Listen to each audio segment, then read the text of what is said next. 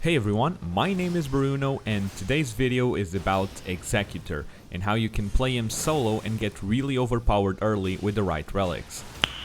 Nice. So as always, this video will go over my run, my thought process, my decision making and general tips for you to play as Executor. So sit tight and enjoy the video.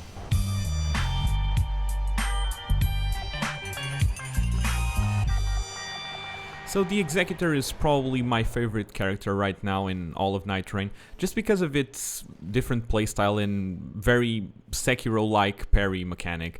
It's one of the hardest characters to play and to master, but once you get the ball rolling and you get his timings correct and you make use of its stance, it just becomes a powerhouse and it's very, very satisfying to play. So in this run we start just like the other runs, you know the drill. We clear the camps and we move along to rush level 2 as soon as we can. And we'll be talking about, well, as you can see I have frost on my weapon and my starting weapon only has bleed. So we'll talk more about that. That's essentially the whole crux of this build is the starting relics, which we'll talk about a little bit later, but essentially you'll be proccing a lot of status effects, and that's because the Executor has S scaling on both dexterity and arcane, and the arcane stat is the stat that maintains and manages the status effects that you apply. So the more arcane scaling you have, the faster the status effects will be applied. So here, and I'll be using my starting weapon throughout the whole run, so my thought process is let's go do the mine ASAP and upgrade our weapon as soon as we can. So I'm just going here for the for the golem. I just, I mean the troll, and I just apply bleed, frost, and poison.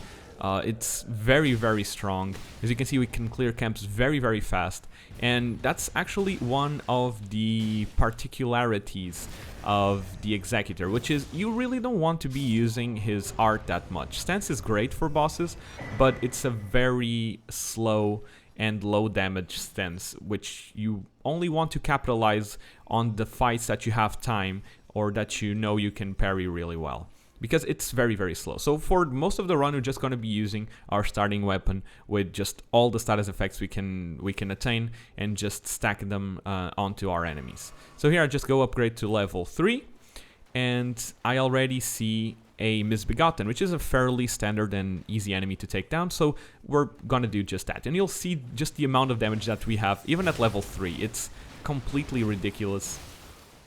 So proccing Frost, big chunk of damage, proccing Poison, and now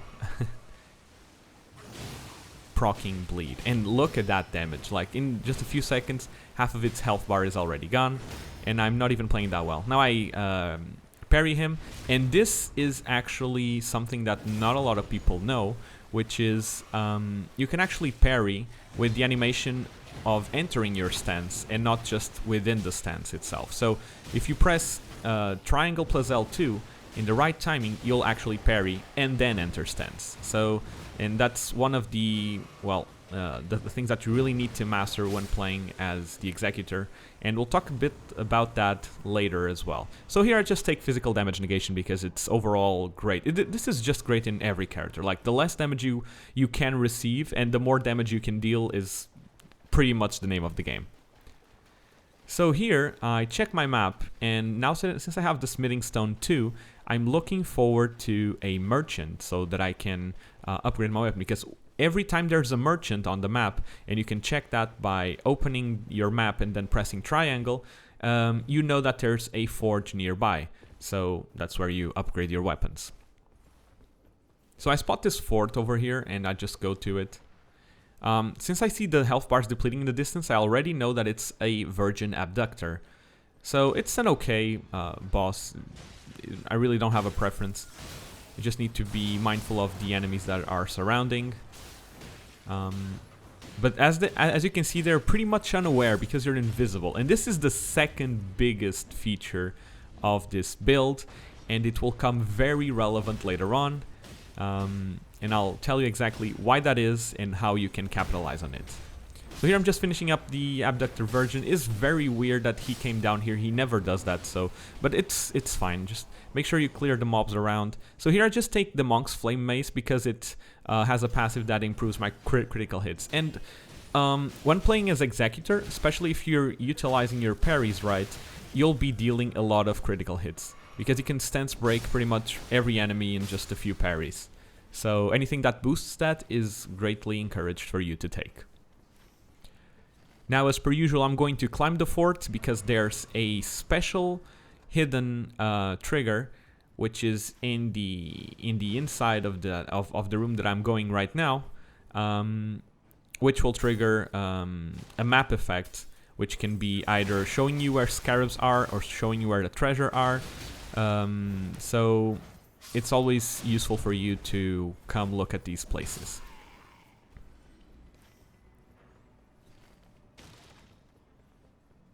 Now, usually these chests always contain a stone sword key. This one did not, and I'm not sure why.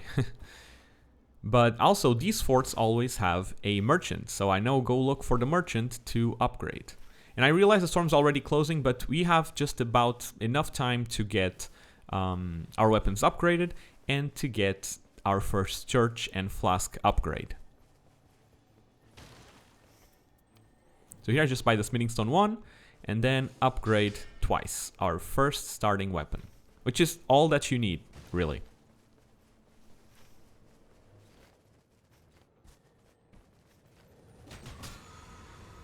This scarab actually gives us the Kindred of Rot's Exaltation, which is amazing for our build because essentially what it does is it increases your attack power when poison or rot is procced around you, and that can be from your own sources or from teammate sources or even from enemy sources. So if the boss poisons you, you get the damage buff as well. So it's really, really good.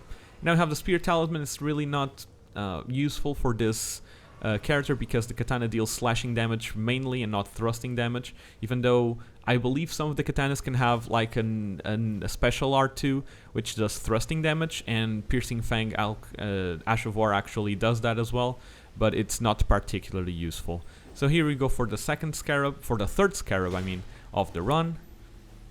Already inside the storm. This turned out not to be like great, but well, I take it anyways. It's the Fire Scorpion Charm. And this is just in case we get a fire weapon and we need to fight an enemy that's extremely weak to fire, which will not come up. Spoiler alert. Now we're also going to clear this bleed camp, and this bleed camp always contains a Sanguine Noble and huge amounts of bleed. It has this kamikaze guys which just blow themselves up and just proc bleed on you. So a tip here is you can actually transform and your ult is not susceptible to bleed. So using your ult in this camp specifically is very, very useful because you can just tear through the enemies and then you don't even need to worry about getting the bleed proc because it just won't work on your transformed self. And then I make sure to kill this big blob, because this big blob always drops high rarity items, sometimes an epic, sometimes rares, and this time I got 2 rares and a normal one. Here I just go for a reduced FP. It's really not great, but nothing else was good. So I just take them because I didn't even get the chance to read their passives, but they're not particularly useful. Essentially, when you're playing as Executor, you want to use your starting weapon with the relics that I'm about to tell you, and then just grab weapons that have good passives for your build and your playstyle. So now I go grab my second church, and we actually clear all the churches on day 1, which is essentially what you want to do on day 1. Just clear everything in terms of churches and try to level up as you go to get good passives and good weapons if that's the case. And then on day 2, really focus on the dreaded castle that we've talked about in previous videos.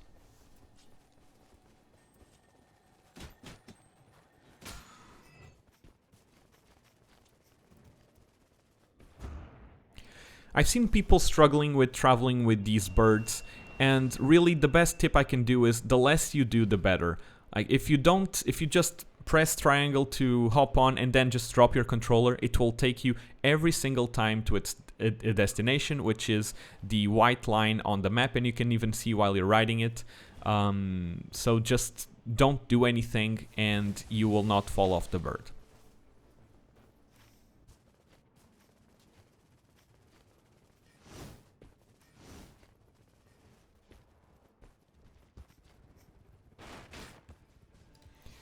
So I actually go and do this fort because it was in my pathing, and this one has the Sorcerer and Crystallian variation. So the Crystallian is a boss that makes your attacks bounce off of him, and you deal very little damage until you poise break him. So you just want to do high poise damage moves like jumping attacks until it breaks, and then you can just kill him very, very easily. Also, as a bonus tip, I don't know if you knew, but in this specific game, in Night Rain, you can actually backstab Crystallians, which is something that FromSoft did not have before. Very much like my previous video, I see that there's this special merchant spawning, so I just go there and buy one of the talismans. I go for Erdtree's Favor, but any of these are good, and they're always the same talismans. So I just trade them here for the fire one and just carry on with my life. So even though it's not specifically the best in slot for the Executor, anything that gives you HP and stamina is going to be good on every character.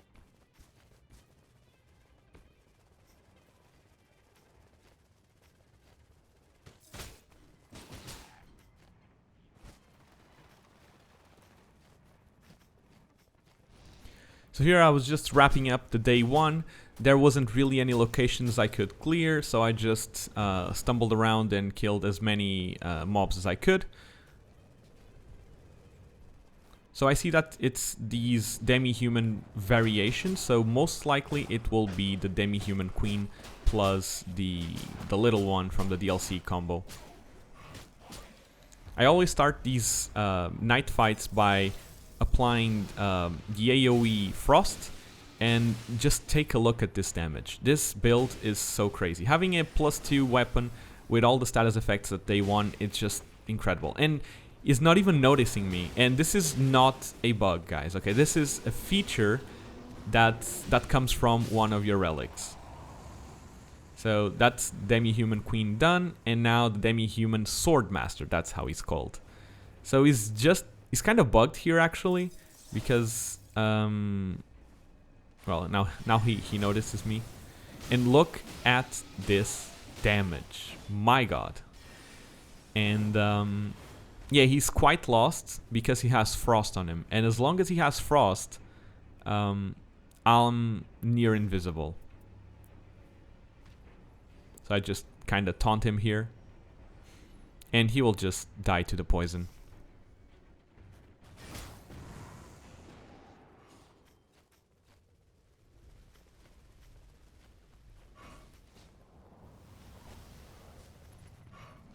So day 2 is starting, and I think this is the perfect time for us to talk about relics.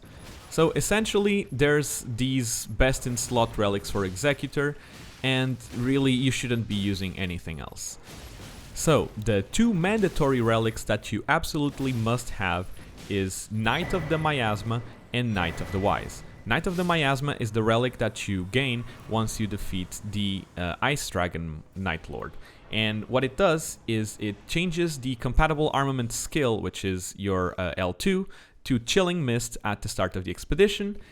And not only that, it makes it so that when you inflict Frostbite, you actually become invisible for a short period of time. And this is what you've seen in the previous fight, and it's going to be very relevant in just a few minutes. And also, on top of that, you even get the attack power up when you trigger Frostbite.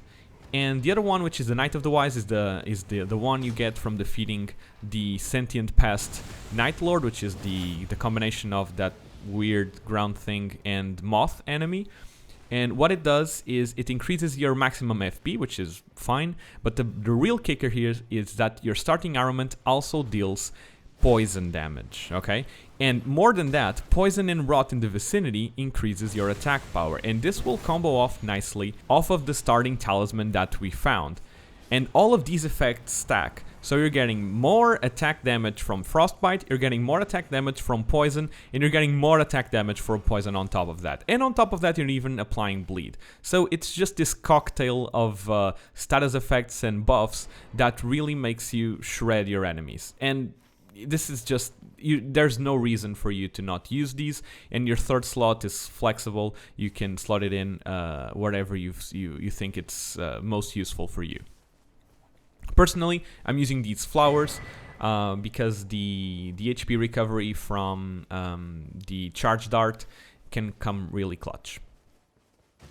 And so now we're getting to the castle, and good timing, because let's see that special effect of the frostbite in action right now. So I go in, and usually this is bad because there's a lot of enemies, but since I triggered frostbite, they don't know where I am, and I just go for the backstabs and then trigger more frostbite, so they forget about me again, and now I can go for more backstabs, and essentially a situation which would be a 5 or 6v1 becomes a 1v1 where you can just go ninja style, Sekiro style even, and assassinate all the enemies one by one. So on top of being very, very powerful, it just has so much utility. And here I go again for another backstab because they have no idea where I am, and I just finish him off. And essentially, even if it's not the perfect variation of the Crucible Knight, it still is very much doable because they just don't know where you are.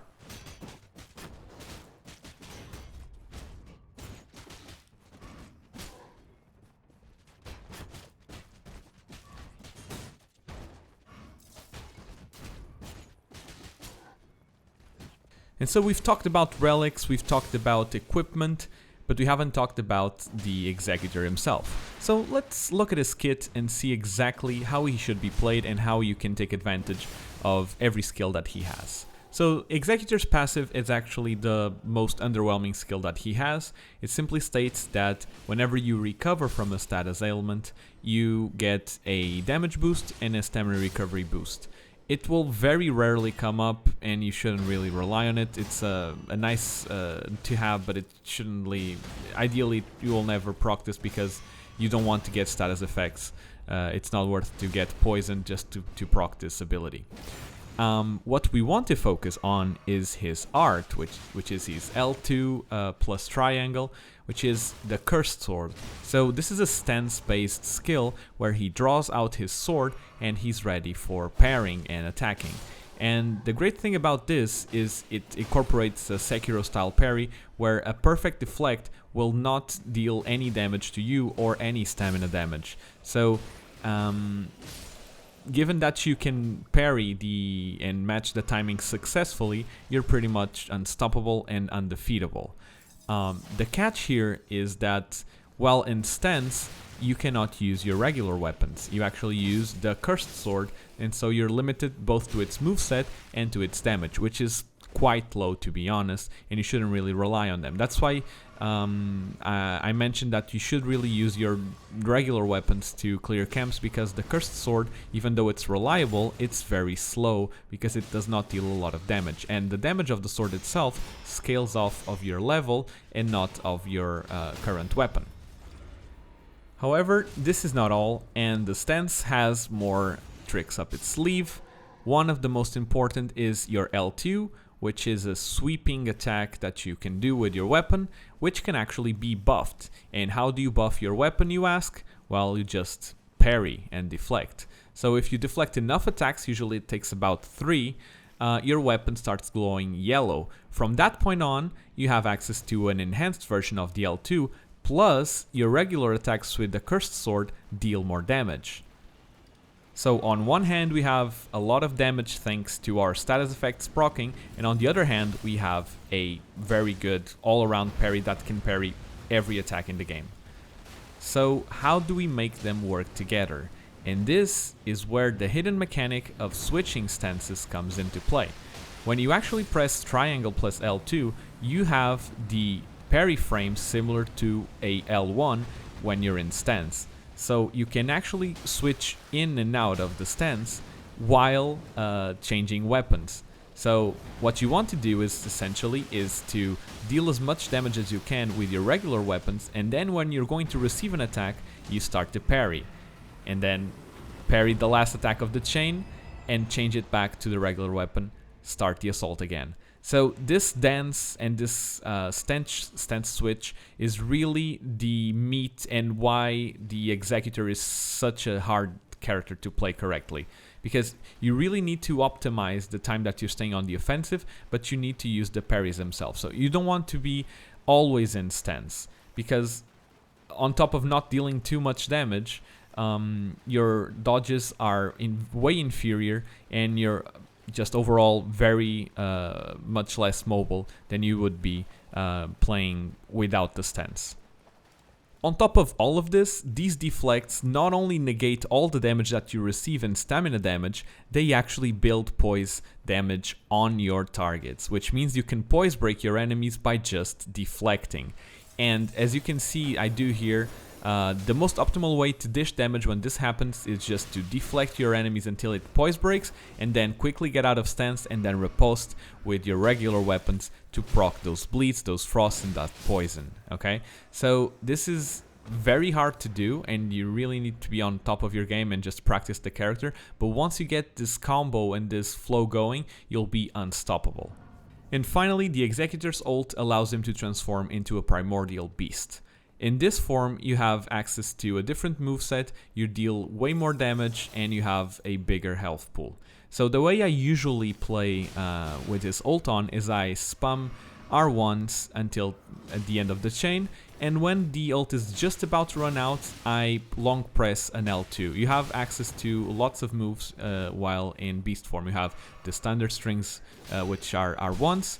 You have the roar, which is the L1, and you have a special claw move, which is L2, and this can actually be charged and deals a lot of damage and poise damage. So usually, since it's the lengthiest move that you have access to, I just spam the R1 chains, and then when the ult is about to run out, I just give a charged L2 just to finish it off.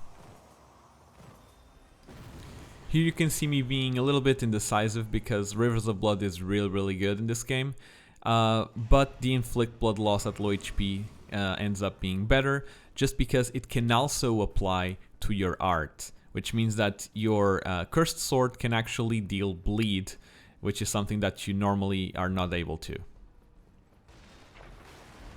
Much like in my previous video, going to this boss down low was a mistake, because I already have not the two best in slot, but I already had two very much powerful talismans, so I really didn't need that. But thankfully the boss reward was just as good, so it wasn't a complete waste.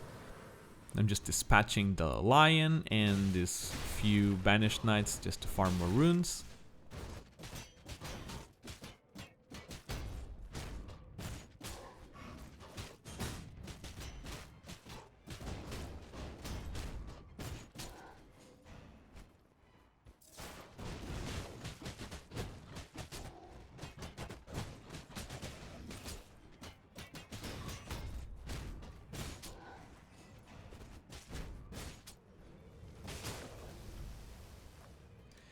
So here we're in a really good spot because we're finishing day 2 with level 13 and 60k runes in our pocket, which means that just defeating this day 2 boss should give us into level 15 range.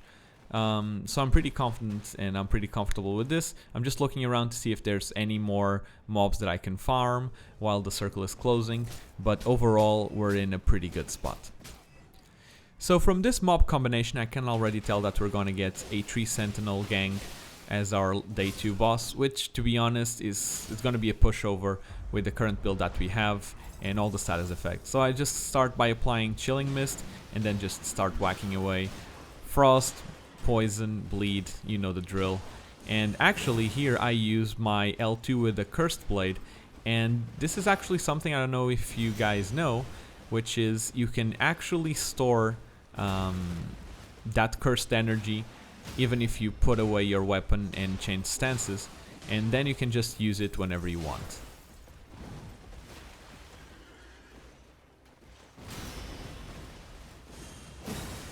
As you can see, just switching from stance to regular weapon just very efficiently, using the deflects and dealing the maximum amount of damage that I can.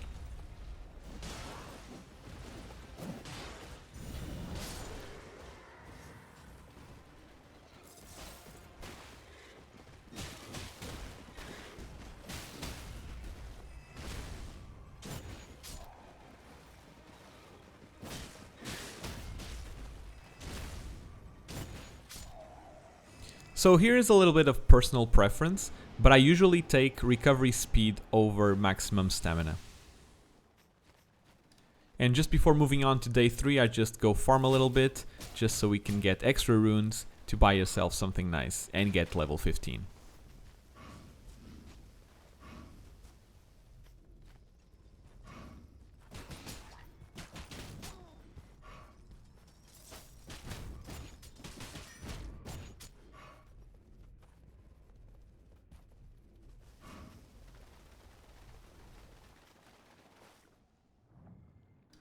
And so finally, we're here, day 3, we're level 15, and we have 10k runes to buy yourselves a Wending Grace, which is an extra revive that you should always buy in solo.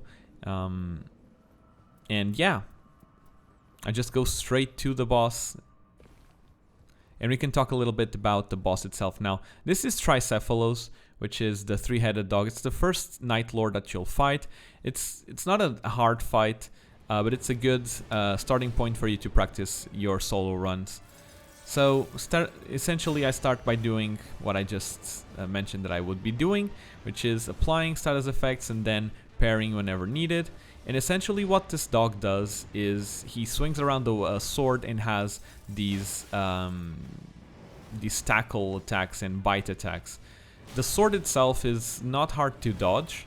However, his tackle attacks and his bites can sometimes have a wonky hitbox and can catch you off guard more often than not. So here I'm just trying to deal as much damage as I can while staying with the parry. So he goes for a grab, and this is actually something that I don't recommend you do, since your